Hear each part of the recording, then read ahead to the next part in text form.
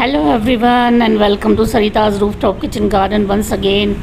Sunday शाम को मैं ये वीडियो बना रही हूँ और बहुत ही खूबसूरत राखी बेल कृष्ण कमल के फ्लावर्स के साथ, पैसीफ्लोरा के फ्लावर्स के साथ इतने ढेर सारे फ्लावर्स अगर आपको भी चाहिए अपने कृष्ण कमल में या राखी बेल में, तो उसके लिए कुछ छोटे मोटे से काम करके हम लोग ये सफलता प्राप्त कर सकते हैं। वीडियो शुरू करूं उससे पहले एक हम्बल सी रिक्वेस्ट, अगर मेरे वीडियोस पसंद आते हो तो प्लीज़ मेरे चैनल को सब्सक्राइब करें, बेल आइकन भी प्रेस करें, जिससे नए वीडियोस की टाइम से जानकारी मिलती रहे आप लोगों को। तो ये देखो कितने सारे फ्लावर्स आज मेरे ना राखी बेल में खिले हुए हैं और नीचे वाली साइड भी काफ़ी सारे खिलते हैं आजकल इसमें,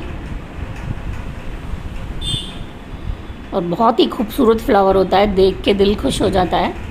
तो सावन का महीना चल रहा है, बारिशों में इसको ज़रूर अच्छे से फल जाती है ये, तो लगाएं अगर कहीं पे भी मिल जाए आपको राखी बेल तो ज़रूर से ज़रूर, क्योंकि कुछ ऐसे है ना पौधे आपके पास होने चाहिए जो एक तो अपनी है ना शुभता के लिए प्रसिद्ध हों, और दूसरा है बहुत ही खूबसूरत और यूनिक टाइप के जिनके फ्लावर्स होते हों। और ये पिछले साल बारिशों में मैंने लगाई थी और इतनी कटिंग की है मैंने इसकी, फिर भी ये बहुत अच्छे से बढ़ती है और काफ़ी बढ़िया फ्लावर्स दे रही है ये बारिशों में। देखो आप, इसमें 12-12, 15-15 फ्लावर्स भी खिले होते हैं और बहुत अच्छी सी है ना मैंने मिट्टी इसकी बना के इसको तैयार किया था। हालांकि मिट्टी मैं लगभग सबकी एक ही जैसी बनाती हूँ, पर कुछ जो है ना फ्लावर्स या कुछ वेजिटेबल्स या फ्रूट ऐसे होते हैं जिनमें बिल्कुल भी पानी है ना रुकना थोड़ा सा भी बर्दाश्त नहीं कर सकते वो, तो उनमें आप थोड़ी सी रेत की मात्रा, जैसे हम लोग थोड़ा बहुत मिलाते हैं उससे ज़्यादा मिला दें। तो हम लोग राजस्थान से हैं, वैसे तो हमारी मिट्टी रेतीली ही होती है, पर फिर भी मैं ना एक्स्ट्रा भी मिलाई हुई है मैंने इसमें थोड़ी सी रेत, और जिससे पानी बिल्कुल भी ना रुके। देखो अभी भी इतनी बारिश हो रही है ना, तो हल्के से पीले पीले आपको इसके पत्ते लग रहे होंगे, तो कुछ तो स्प्रे कर देती हूँ मैं कई बार, और कुछ है ना बारिश की वजह से भी हो रहे हैं। पर फ्लावरिंग इसकी बिल्कुल कम नहीं होती और इतनी कलियाँ आती हैं इसमें, ढेरों फ्लावर्स खिलते हैं रोज़। और बड़ा फ्लावर है ना, तो ये तो नहीं कह सकते कि हम हज़ारों की संख्या में खिलें तो ये फ्लावर ज़्यादा होंगे। बड़ा फ्लावर है, अगर 10-15 भी खिल रहे होते हैं ना तो क्या है, अट्रैक्ट करते हैं बिल्कुल।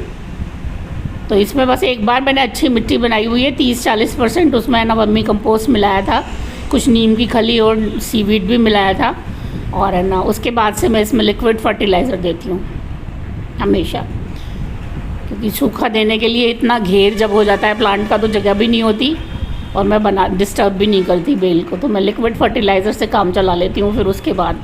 तो आज ये देखो दिन में बहुत शानदार बारिश हुई है हमारे यहाँ जयपुर में, और शाम के टाइम पे मुझे लग रहा है कि अब रात ठीक से निकल जाएगी, तो मैं अपना स्प्रे का है ना काम खोल के बैठ गई हूँ।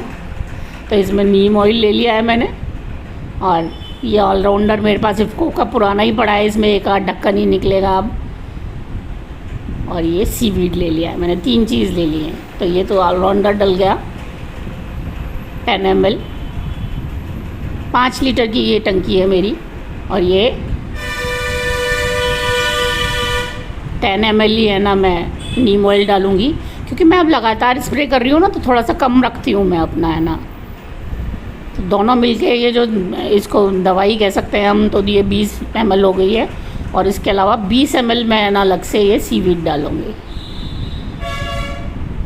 5 ml से ज़्यादा मैं हमेशा कहती हूँ कि नहीं होना चाहिए 1 लीटर में कोई भी चीज़, पर सीवीड जैसे खाद के रूप में दे रहे हैं हम लोग, तो वो अलग से काउंट करके मैंने थोड़ा सा ज़्यादा ले लिया, क्योंकि बहुत ज़्यादा बह रहा है आजकल प्लांट्स में। मुझे ऐसा लग रहा है माइक्रो न्यूट्रिएंट्स की भी है ना कमी हो रही है, और मुझे तो लगता है मैक्रो की भी हो जाएगी अगर ऐसे ही बहता रहा तो पोटाश मुझे देना पड़ेगा फिर वेजिटेबल्स में ना फल लेने के लिए।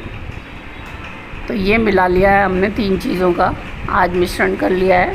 पिछली बार मैंने मीठा सोडा और नीम ऑयल का कर दिया था।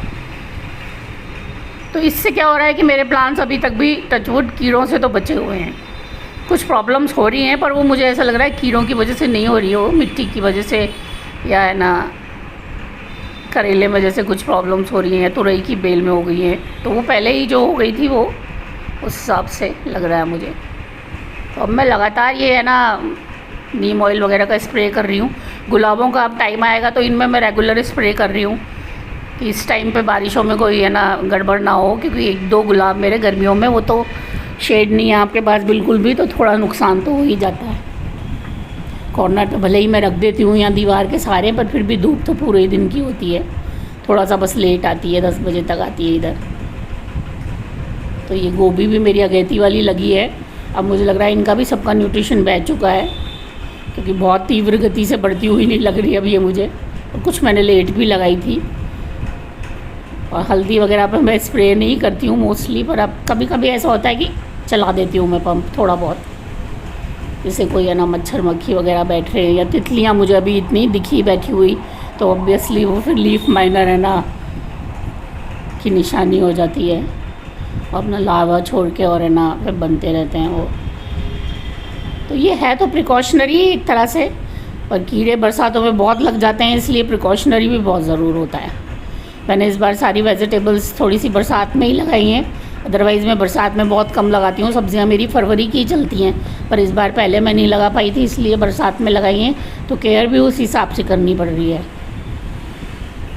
नई वेजिटेबल्स हैं ना, और अभी तक मेरा मन नहीं भरा है, लिए नहीं है मैंने वेजिटेबल्स इनसे, तो स्प्रे तो करना ही पड़ेगा फिर लगातार।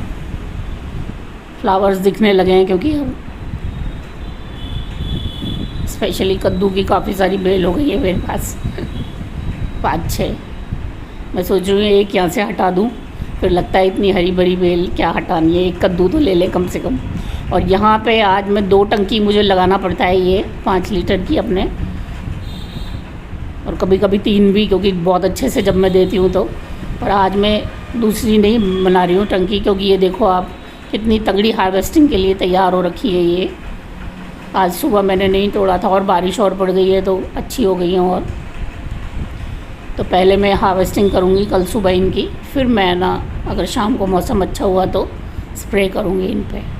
और ये आज सुबह पे आ गए हैं हम, मंडे मॉर्निंग। ये सुबह सुबह मैंने अपनी ककड़ी की बेल निपटा दी है, बिल्कुल हटा दी है यहाँ से। अब कायदे से तो ये करेले वाली बेल भी हट जानी चाहिए, पर इसमें से अभी मैंने 2 छोटे छोटे करेले तोड़े हैं, तो मुझे लग रहा है ये शायद ठीक हो जाए। स्प्रे मैं कर रही हूँ लगातार, देख लेती हूँ 10-5 दिन और, नहीं तो फिर हटा दूँगी। मैं ज़्यादा मोह नहीं बसाती ख़राब होती चीज़ों में। तो ये मैंने आज हटा दी है, क्योंकि ककड़ियाँ इतनी तेज़ बारिश में फूल खूब आ रहे हैं, पर वो बड़ी नहीं हो पा रही अब।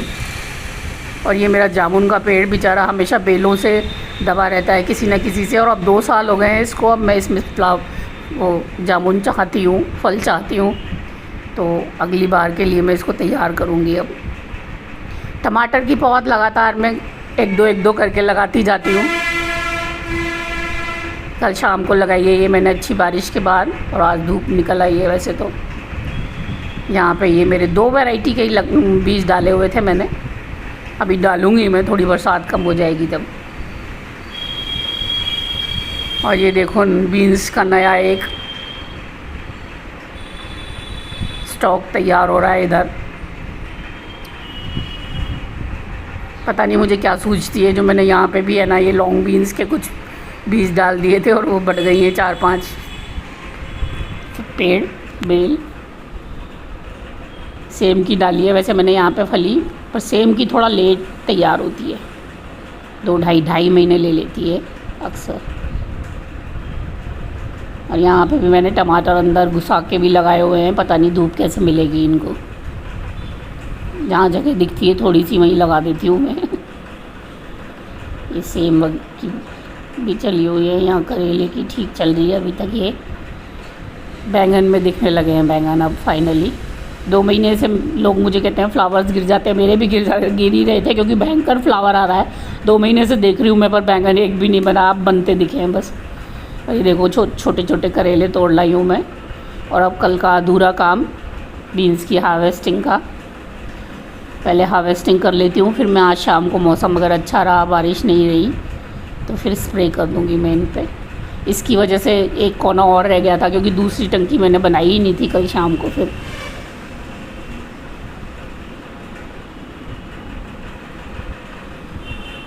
देखो कितनी अच्छी तैयार हो जाती है ये। इसमें दोनों तरह की फली लगी है और अंतर कई बार लॉन्ग बीन भी उतनी ही बड़ी होती है, तो डार्क और लाइट कलर का होता है। बस छोले की फली थोड़ी सी लाइट ग्रीन होती है, और है ना बरबटी जो होती है पोल बीन्स लॉन्ग बीन्स वो है ना डार्क कलर की होती है।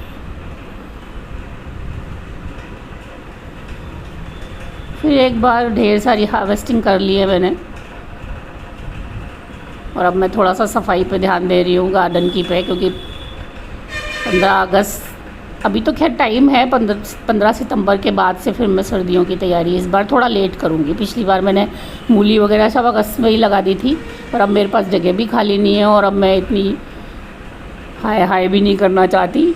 टाइम आएगा जब ये ना सर्दी की वेजिटेबल्स लगाऊंगी। देखो पक भी जाती है, कई बार अंदर मैं हाथ नहीं डाल पाती तो बीन्स पकने लग जाती हैं, सीड्स ले लेती हैं।